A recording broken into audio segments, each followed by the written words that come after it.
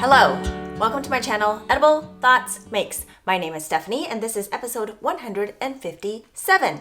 Thank you for joining me in this creative space today. We are in the middle of June, year 2026. It is a beautiful rainy day. Currently, it seems to be below average. One of the mornings, it was 45 degrees Fahrenheit with the wind. This morning, it was in the 50s. It's been rainy and it's so beautiful outside. Everything is super green. The plants are just soaking up the water. The flowers are so beautiful. Hopefully I'll have a little bit of footage here on the screen, and that'll be good to note that throughout the video, usually I include some visuals on the screen, so if you're doing other things, I don't want you to miss out on that. So today I have several finished projects to share with you, as well as some works in progress. I think I have maybe 2 new projects to share with you since the previous catch-up video, and that was maybe about 2 weeks ago. I wasn't sure I would be here again so soon, but here I am. For anybody that is newer to this space, I don't usually record or publish on any sort of schedule. Sometimes it's weekly, sometimes it's every other week, sometimes it's once a month, and sometimes months go by and then I show up here again.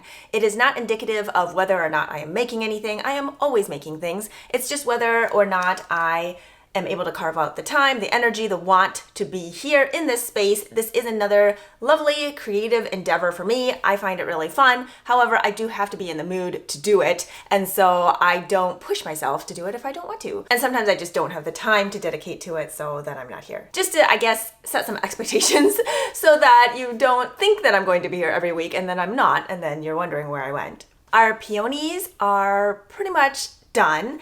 These are the last ones that I cut this morning. They are just so beautiful. I love our different varieties. There's this darker fuchsia magenta one. These yellow Ito ones have been my favorite. They have a very hardy stem and can grow taller and sturdier into something more like a bush or a tree versus being super floppy all over the place. The light pink ones here are very floppy. Their stem is much thinner.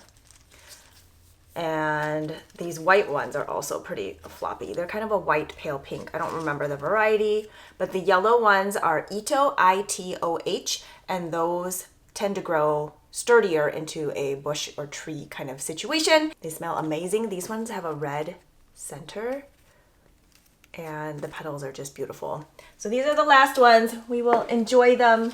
And then the next to come are the lilies. So we have several varieties of lilies, and I'm excited to share those with you as I get the opportunity. My husband and I are avid gardeners. We love growing things. Our parents also had gardens, so we grew up gardening, and we try to plant perennials that are staggered throughout our growing season, so there are always flowers to cut and brighten up our home, and we just love them so much.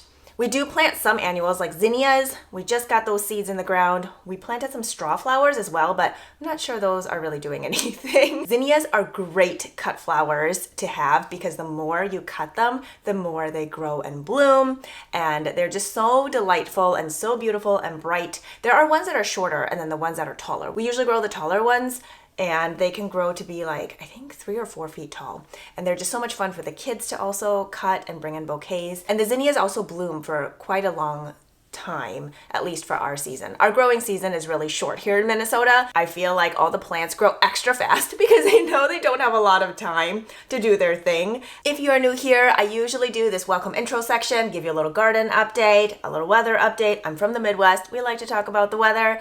And then I go into finished projects, what I'm wearing, which usually has to do with the finished project. And then I go into works in progress. Sometimes there's an eats and reads section where I talk about things that I've baked or cooked or things that I've enjoyed recently, and books that I am either currently reading or have recently finished or maybe want to read, I'm looking forward to. And then sometimes there's a food for thought section at the end where I share with you things that have been on my mind, in my heart, and oftentimes it's related to making because making is my 24/7, but it's usually on a broader like life topic, if you will.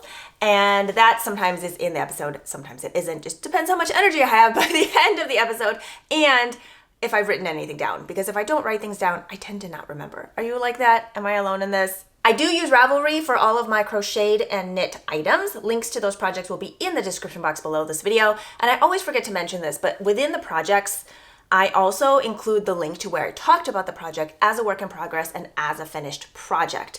I find that helpful because sometimes people have specific questions about certain projects, and then it's difficult to find where I talked about it on the channel, and so I do include the link to that episode so it's easy to find.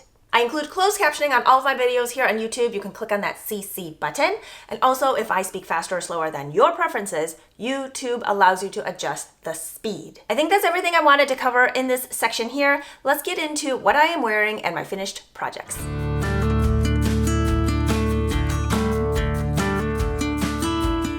Okay, first thing to mention is, yes, I did get a haircut. I will put a picture here of the before so that you can see the transformation. I had 11 inches cut off and donated. Usually I can do that about every other year or every third year with maybe like a little trim in between. And so I've done it a few times. I love it. I love a short bob. It dries so much faster and it feels a lot lighter. First finished project I'm going to share with you is the Frost Lines. This is by Andrea Mowry. This pattern was gifted to me by a friend. Thank you so much. I did create a video all about this project. I will show the thumbnail of it here on the screen. So go there if you want all the details. I love how it turned out. It is so bright and cheerful and fun. I've already worn it multiple times since this spring has been rather cool, although I suppose it got hot too, but on the cooler days I have been able to enjoy this. I'm going to take it off now because I'm getting kind of hot and I have the other finished project to share with you worn underneath. The next finished project I'd like to share with you is the Avenue Tank. This is a newly released pattern by Tori. I have tested for Tori multiple times over the years, and I tested this tank as well. I completed it in May, and this pattern was recently released June 2026. And it's part of Tori's Avenue collection. There's an Avenue Tee, Avenue Pullover, Avenue Vest, and now the Avenue Tank. The Avenue Tank retails at $9.50 for the digital pattern, and it's available on Ravelry. It is recommended to use a sport or fingering weight yarn to achieve a gauge of 24 stitches by 32 rows in 4 inches of stockinette, and that's worked in the round on the main needles after blocking. Needle sizes recommended are a US 4, 3.5 millimeter for the main fabric, and a US 2, 2.75 millimeter for the ribbing. Of course, use whatever needles are going to get you gauge. And if you decide to go off gauge, just know that basically, I like to say your warranty is void. You are on your own, doing your own thing, and if your result comes out a little bit different than what the pattern had designed for it to be, then that's on you. I do it all the time, so I'm not saying it to be like cheeky, okay, maybe a little cheeky, but just know that if you decide to go off gauge, off script, like that's kind of on you. And I do it all the time, but I'm not going to like blame the designer if something doesn't come out right. That's completely on me. I'm putting that out maybe as like a PSA because I feel like sometimes people want to change things up and want to make modifications, but then they're expecting the designer to help them through those modifications, but that's not the pattern. So if you want pattern support, then you have to follow the pattern. If you're gonna go off script, then that's kind of your own thing, and that's totally fine to do, I think. However, you can't expect the designer or really anybody else to figure out those modifications for you because that's not the pattern. Finished bust circumference is 28 inches to 60 inches, and the recommended amount of ease is -3 inches to +1 inch. I chose the second size for no ease at the full bust circumference. That does give me some positive ease at the natural waist. Doesn't go much past my high hip, which is good because my hip circumference is bigger than my full bust circumference. So if you do plan on making it longer, you could always add in A-line shaping. That is not in the pattern, but you could do increases on both sides, like 2 on each side for 4 extra stitches per round, and then space them out until you get to the circumference that you want if you are lengthening it.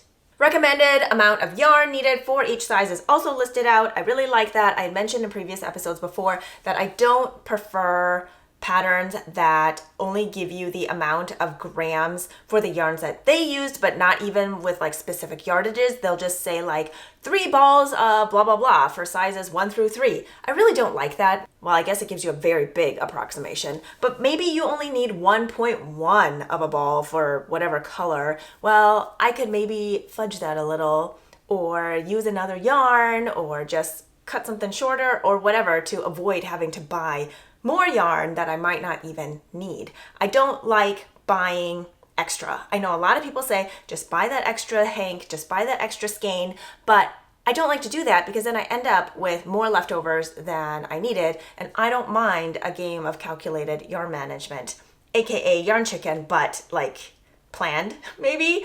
I don't mind that. I know a lot of people don't like that, so you do you. Buy that extra skein if you want. I don't want to have to spend an extra $10, $20, $30 on every single project just in case.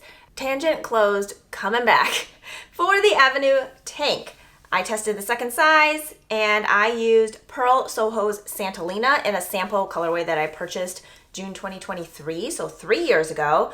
And I had purchased, I think, several hanks of this, and I've used it in other projects already, but I used 162 grams, or about 531 yards, and that's within 3% of the yardage estimate in the pattern. And that would be at the time that I was testing. So I don't know what it is now. I haven't looked again because there was a little bit of tweaking involved. So I don't know if the yardage was also affected by that. So I used within the amount that was approximated and not over. And this yarn at the time cost me $10 per 100 grams, so $20. And this is not a yarn color that's available on the Pearl Soho website. It was a sample colorway. I love it. It's a terracotta color. I love a good terracotta. I feel like it's very neutral for me. Santalina is a fingering sport weight yarn at 328 yards for 100 grams. It is 70% organically grown cotton, 20% rayon from bamboo, and 10% hemp. It is machine, dry, and wash, which I love for the summer because summer comes with sweat, sand, bug spray, all the things, and I want to be able to just throw it in the washing machine. I can hang it dry if I want to, but if it ends up in the dryer, not a big deal. And I like how it wears over time. I have several garments made out of Santalina, and I enjoy knitting with it. I don't get a lot of hand fatigue. I feel like it's very comfortable to knit with. I will note that when I'm knitting it, it's very loose because the yarn has no elasticity. So it's not like wool where it's going to want to shrink back up on itself. And so when I'm knitting it, my gauge tends to be looser than after I wash and dry it. When I wash and dry it, it kind of shrinks up and the fabric ends up a little bit denser. And that's just something to note because it can be opposite with wool. Wool will often relax after its first bath, but this is not wool. So something to note, if you make a gauge swatch, definitely throw it in the washing machine and the dryer, or however way you plan on washing it in the future. That way you get a more accurate assessment of what the fabric's going to be like, what the gauge is going to be like, if you need to adjust any needle sizes. And this one, I did use the recommended needles and I got gauge and it fits great. I did lengthen the body by I think half an inch or an inch maybe. And the rest I did per pattern. There was an adjustment to the armhole depth in the testing process. Some people found the armhole depth to be too shallow. I think it depends a lot on the size you pick and how much negative ease you have. Because the way fabric behaves in negative ease is that it's going to stretch horizontally, which means you're going to lose length vertically. And if that happens, then the armhole depth will go up more as the fabric is stretched out. Because I picked something with no ease in the full bust circumference, the fabric's just going to sit there. It's not going to stretch at all. And so the armhole depth is fine on me. However, if I picked something with negative ease, that spot might be a little bit higher in my armpit. That adjustment has been made in the testing process, and so the final version, the armhole depth for some of the sizes is different. I don't know what it is exactly because I didn't look at it again once it was published, but just something to note that if you're concerned about that armhole depth.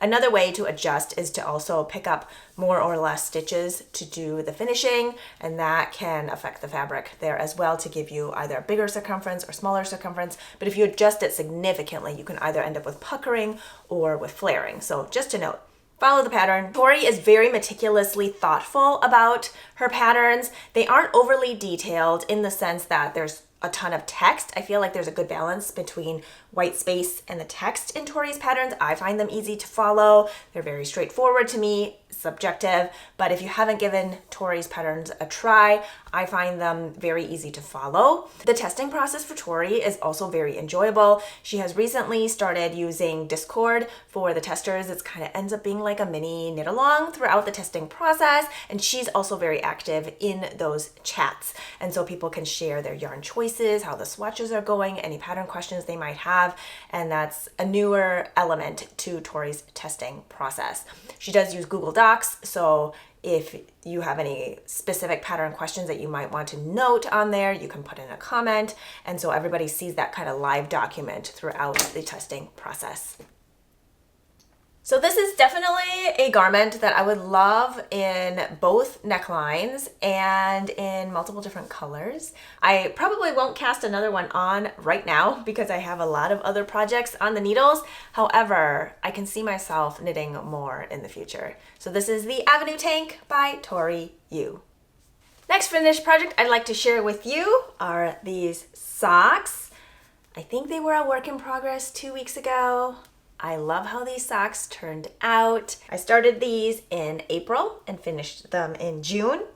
I used US 2.75 millimeter needles, and the yarn is Patons Croix socks. They are labeled on the package as fingering weight, but I feel like they knit up closer to a light sport weight yarn. They come in 166 yards for 50 grams. I bought this sidewalk chalk colorway from Wool and Company, which is a local yarn store in Elgin, Illinois, and they have free shipping, I think US shipping, for US shipping on any amount. This is a 75% superwash wool, 25% nylon, and for the heel, I used the natural muslin colorway. I love using that for heels. Natural yarn color just goes with everything.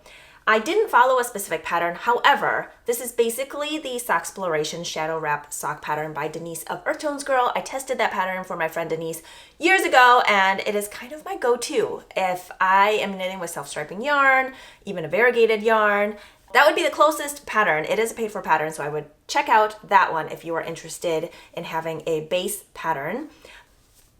Here I cast on 56 stitches because I am using a sport weight yarn. Usually for me, I will use 60 stitches on a US 1. If I am using US 0 or a finer weight, lighter fingering weight yarn, I will cast on 64 stitches, but use a US 0 2mm needle just for a denser fabric. And since this is a sport weight yarn on a US 2, I cast on 56 stitches. My older daughter has claimed these socks, and so I don't even get to wear them, but we wear the same size socks and shoes, so I suppose I could borrow them from her. I did a cuff of about 29 rounds of Knit 2 Purl 2 rib. I basically just wanted to go through one of the color repeats, and then for the leg, I did 2 of the color repeats, and then I inserted a shadow wrap short row heel in the natural color. And then for the foot, I did 56 rounds, and that got me to about 7.5 inches from the back of the heel. And then I did a rounded toe. I believe that's also in Denise's pattern. And then I grafted the end together. So in total, I used about 72 grams of the main color, 7 grams of the contrast color, and the yarn for the 250 grams that I purchased of this sidewalk chalk colorway cost me about $12. I really like knitting with Patons Croix sock yarn. It is at a lower price point, but also super durable. If you don't like socks to feel woolly, maybe this isn't for you. It definitely doesn't feel like a superwash merino sock. It is woollier, but it is machine washable, and they are warm, and they feel really good in hand when I'm knitting with them, and they wear really well. I've never had to mend any socks knit with Patons Croix, and I've been knitting socks since August of 2019, and I've used this yarn since that time throughout these past, 6-7 years, and I've never had to mend any socks knit with this yarn, and I have had to mend socks knit with superwash merino nylon. So that is my plug for the Patons Croix socks. I love this yarn. I love how this colorway knit up. It is so much fun. It definitely looks like sidewalk chalk. The next pair of socks I'm going to share with you are from my Farmer's Daughter Fibers Sock Squad subscription. I believe this is my 5th year doing the Sock Squad, I think. Every year there's a different theme. This year's theme is an exploration of color. You know the color scheme of the month. You know the base of the yarn. There's 3 different bases. They rotate throughout the year. And these are my May socks. I'm going to show you the page for May. The colorway is called New Leaf. It is in the base Big Horn Sock, which is a 75% 19.5 micron superwash merino, 25% nylon at 463 yards for 100 grams. And it is a light fingering weight yarn that I like to hold double for a DK weight fabric. And here are my socks. They are so much fun. I love how they turned out. The yarn sent out by Candace's team at the Farmer's Daughter Fibers tends to be on the heavier side in terms of like weight of yarn, amount of yarn. So the main color, though it says it's for 100 grams, I had 107.59 grams of the main color.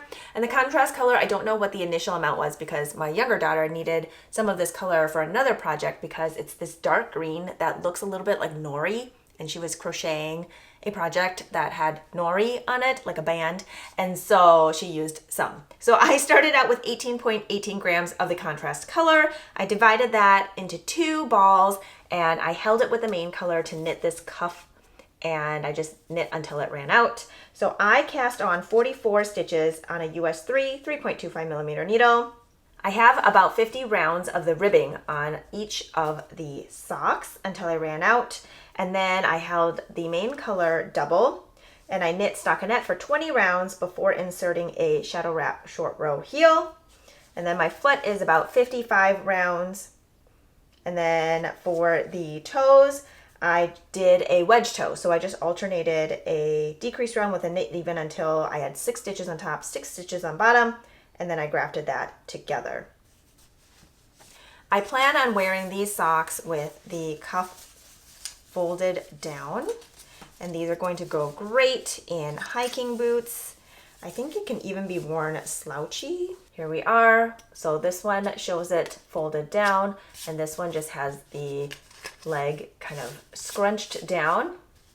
So I think it can be worn both ways, scrunched down over black leggings or cuffed. I love this main color. It has slight variations in the light green.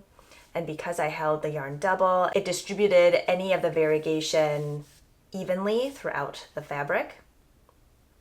And I love the high contrast marl in this cuff. I think it looks really nice.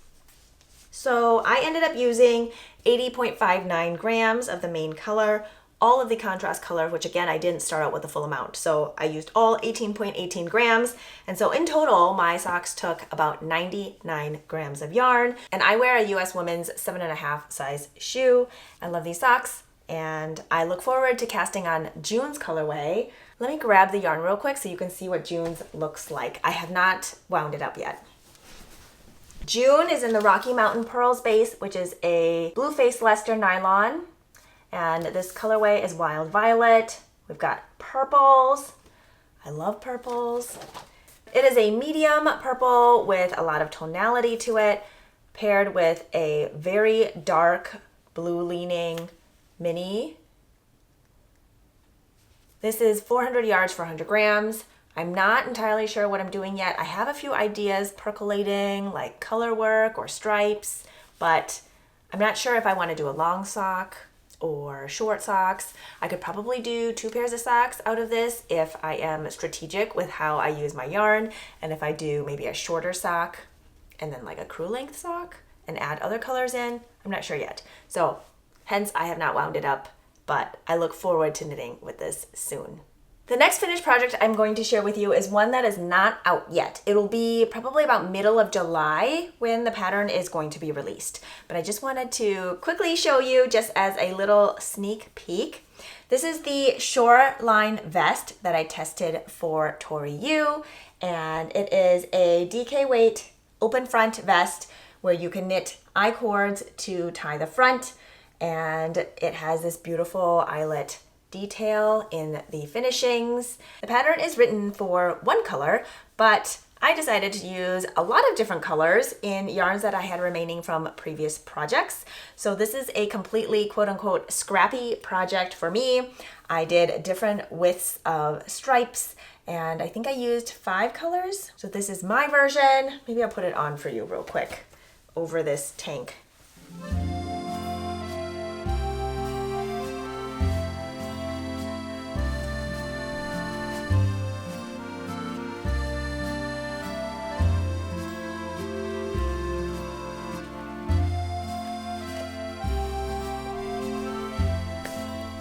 I knit mine up in leftover yarns of Pearl Soho Plein Air base. It is a cotton merino light worsted DK weight yarn, and I love this yarn. I will be talking more about it in the works in progress section because I have 2 projects that I'm currently knitting on using this yarn. It is one of my favorites for spring, summer, fall, and if you've been here for any amount of time, you will know that I've knit multiple garments using this yarn, and I just love how it feels. I love how it wears. I enjoy the process of knitting with it, and it's super soft. So this is my shoreline vest. Pattern is coming out by Tori in the middle of July, so you can look out for it then.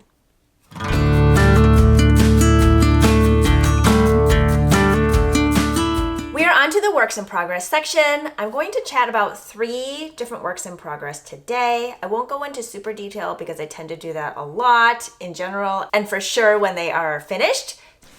The first one I'm going to share with you is one that you did see last time, and I don't know why I said it was going to be finished by the next time I was recording because I had just finished the hem, so not sure what I was thinking unless I thought maybe I wasn't going to be recording again until the end of the summer, but here we are, not finished. This is the Nostie by Rebecca of the Correa Bea. This pattern came out April of 2026, so pretty recently, and I was gifted this pattern by a family friend, so thank you so much, you know who you are. And this is knit in Pearl Soho Plein Air that I did receive yarn support specifically for this project. Here we are. The hem is complete. I have about 2, I think, pattern repeats of this lace ribbing done. This is knit bottom up, and the pattern is written for 1 color, but as usual, I decided to do my own thing, and I have 2 colors in here. Sweet Apricot is this muted orange, and then Pink Salt is this light peachy pink. And I just wanted to give it a little bit of a sporty retro vibe. And then for the collar and the cuffs, I think I'm going to do 2 thin stripes of the Sweet Apricot in the ribbing. So that's the plan. We'll see what I think when I get to that point. We'll see how it feels like balanced out with everything else. But here is where I am at. This is maybe 5 inches from the cast on, so I'm maybe halfway there for the body section. This beautiful tulip progress keeper was gifted to me and made by my friend YeJi of And Made Co. She also has a YouTube channel here. She does a lot of project vlogs where she shares with you the start to finish of various different projects. I really enjoy the way YeJi talks about her projects and the yarn and how making plays into her everyday life with young children. And she makes a lot of really cool stuff. So go check out YeJi from And Made Co. I did look up how to pronounce the name of this pattern. Rebecca names her patterns based off of a lot of landmarks or geographical landmarks, I guess, in Scotland where she lives. And Nostie, so Nos like moss or boss, and tea like drinking tea. So that's what I looked up. If I'm wrong, feel free to correct me, but I think that's how you pronounce it, Nostie. So this is my Nostie, and I'm planning on knitting it with long sleeves. The views are long sleeves, short sleeves, or no sleeves. And I'm planning on doing, I think, like 3/4 length sleeves. I don't know if there are any decreases in the sleeves, but I'm not planning on doing any. So I want this like loose wide cuff. I think with the lace, it's going to be nice and breezy. Perfect for throwing on over like a t-shirt or tank top when it gets a little chilly, but still breezy with the eyelets, and being cotton merino, it won't be too hot. So that's the plan for this. I would really, really love to have it done in July. I think it's a little lofty to say it'll be done by the end of June because that's only 2 weeks from now, but let's aim for July. I think that'd be great because I would still like to wear it sometime this summer, but it's an arbitrary deadline. I'll finish when I finish because it'll be around for a while and the seasons come again. The next project I'm going to share with you is in my core belt bag. I sewed this a couple of summers ago. I sewed 2 of them. One's a little more neutral, kind of a heathered, more solid fabric, and this one is definitely bright and fun. I have a video about the core belt bag and my tips on the bag and just telling you about how it fits into my life. So if you want to learn more about the core belt bag, it is a free sewing pattern. I will link to that video. In this bag is housed 1/2 of the socks that I'm working on. I'm calling them my summer break socks because one lives in this bag and the other one lives on the treadmill.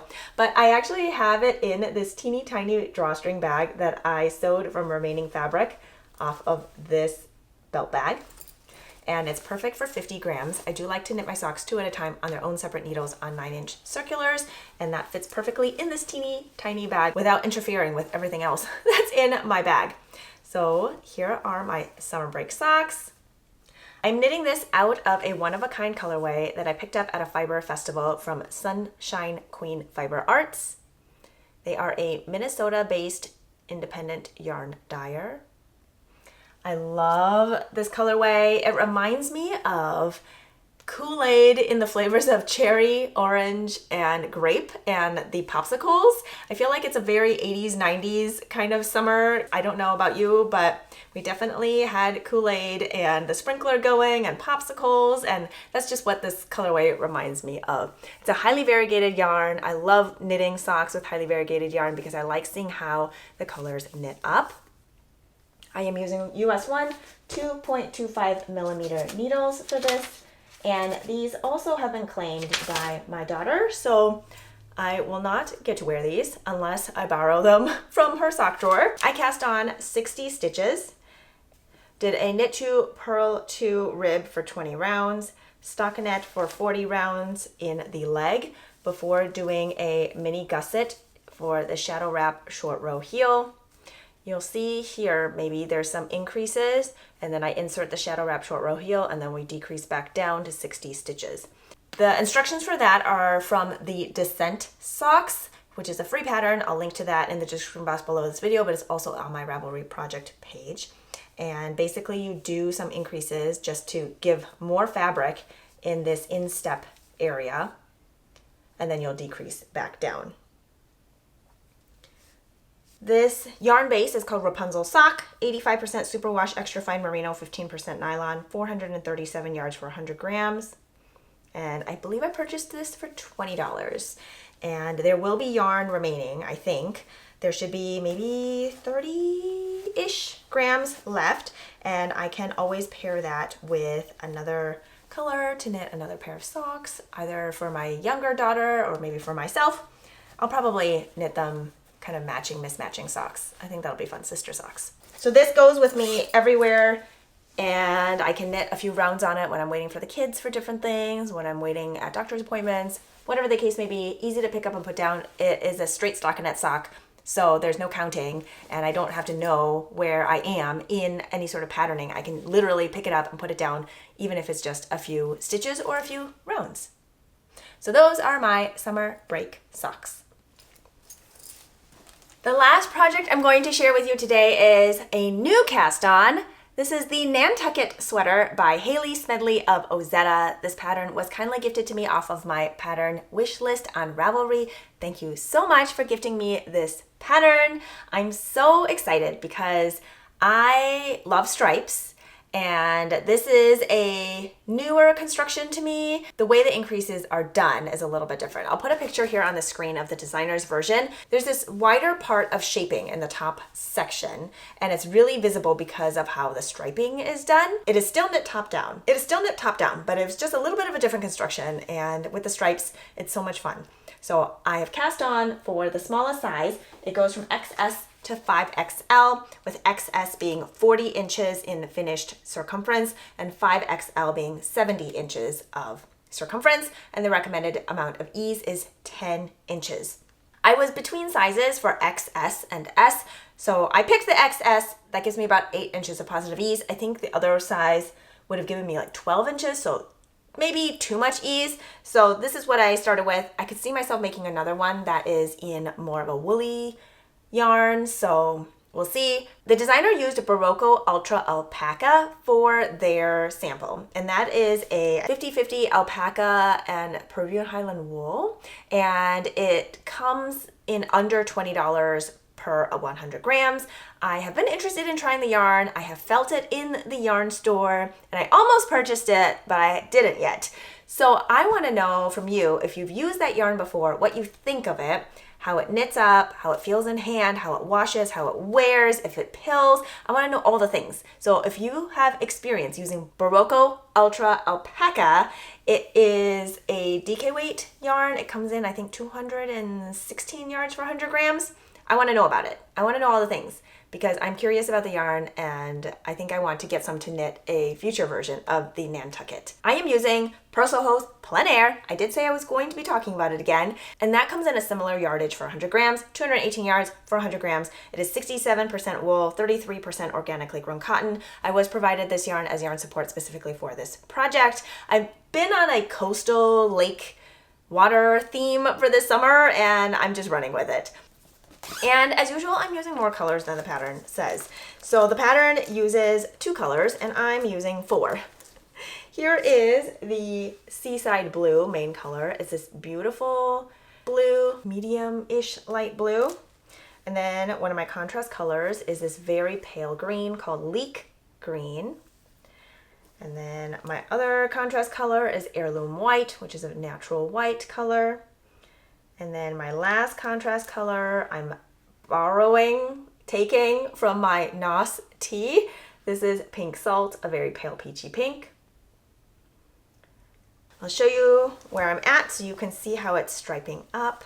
You start in the front, and then once you finish the front, then you do the back, which is different from, I feel like, a lot of other top-down drop shoulder or... Okay, here we are. So I finished the front, and the live stitches are just held on needles, but the yarn is cut. So my main color here is the Seaside Blue, and I've striped in the Leek Green, and I've started striping in the Heirloom White. And I think what I'm going to do is I'm going to do like 6 of the green, 3 of the white, 6 of the green, 3 of the white. Initially, I was going to do 6, 6, and 6 with the Pink Salt being on the bottom. However, I think I want to use just the Pink Salt on the sleeves. So I'll divide up that Pink Salt into 2 cakes and then use that with the Seaside Blue for the sleeves. And then for the body, the whole body section, I'll do 6 of the Leek, 3 of the Heirloom White, 6 of the Leek, 3 of the Heirloom White. I did consider doing 6 of the Heirloom White in the center, but I didn't want just like one band of blue and white across the middle because that's the highest contrast. They're all kind of like a medium contrast, but I didn't want the highest contrast just right straight across the middle. So I think I'm going to divide that up. So the front is done, and here is the wide set of increase shaping, I don't know what to call it, along the side, and it's going to be more visible once the sleeves are picked up, but I really liked how that played with the stripes. I just think it looks really cool and tidy. So I'm on the back section now, and I've done 1 stripe of the Heirloom White. So the front is almost done before I connect to join in the round. And I'm really liking how it looks. Maybe I'll put it on for you. Let's see. The front is here. So the neckband will be picked up later, and it is a folded neckband. And I plan on doing some stripes in there as well. That's not in the pattern. We'll see when I get there how I feel about it. But here's where we're at. I think it looks really nice. It feels great.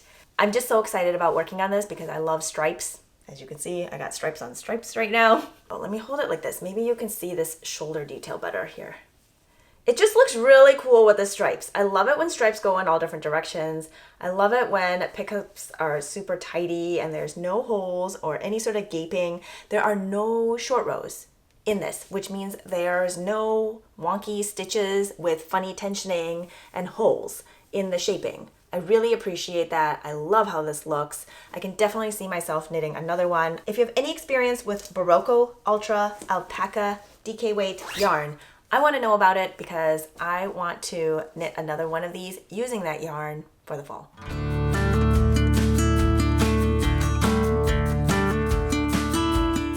We have made it to the eats and reads section. I didn't write down anything for eats, but I will say that one thing I love about the warmer weather season is being able to eat outside. You hear the birds singing, the leaves are rustling. You've got the sunshine, the warm breeze. I love it. I love eating outside in the warmer weather. So that's all I got for the eats part. For the reads part, there is a book that I'm reading right now that is super funny and kind of refreshing because it's a little different. And that is The Hitchhiker's Guide to the Galaxy by Douglas Adams. This is a comedic sci-fi series published in 1979. This first book is 216 pages. I think there are 5 books. I don't remember. And basically, Earth is being demolished to make way for a galactic freeway. You've got two friends, one's human, one is not. It's witty, it's silly, it's entertaining, even if I don't quite understand everything that's happening. And I think it's one of those books that you just have to go along for the ride. It's just over the top in its silliness, but it's so imaginative. And you've got these little one-liners just kind of thrown in there, and you kind of pause and chuckle. So it's perfect for what I want right now. It's lighthearted. Yes, Earth is demolished, but I don't know. Sometimes it feels like the world is ending. So this is just like another spin on it, but written in 1979. So if you're looking for something that is funny and just a little out there, that is The Hitchhiker's Guide to the Galaxy by Douglas Adams.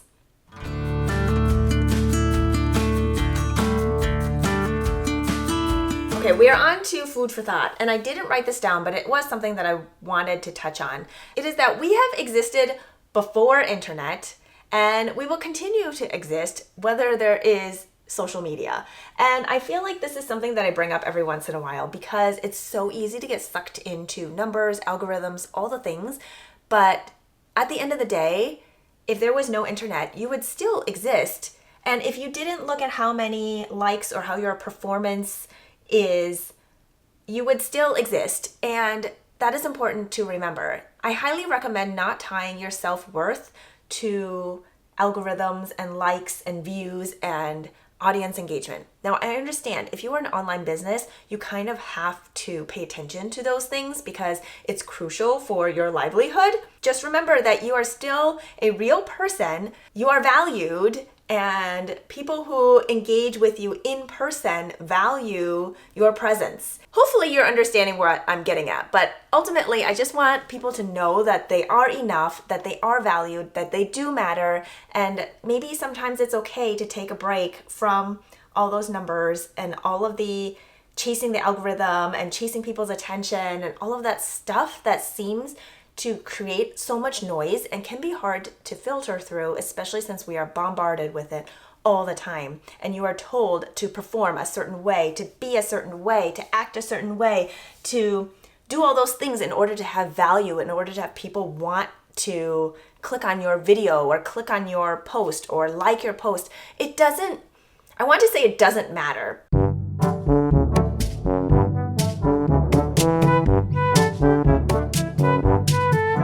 It does matter some, because if you are an online business, you need to pay attention to those things. It's literally tied to your livelihood because you need to make money, and to make money, you need to be visible, and it kind of goes on and on and on.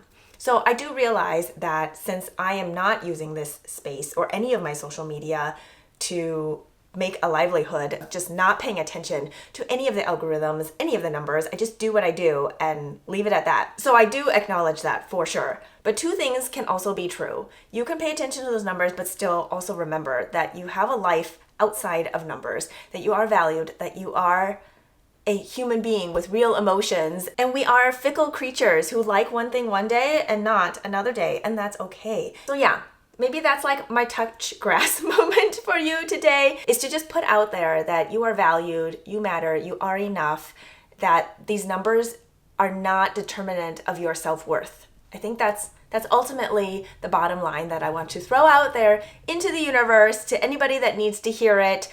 I think that is everything I wanted to share with you today. Thank you so much for joining me in this creative space. I hope you found some inspiration through all the projects that I had to share with you. With that, cheers to being creative. I hope you are doing well, taking good care of yourselves, your loved ones, and your neighbors, and I will talk to you next time.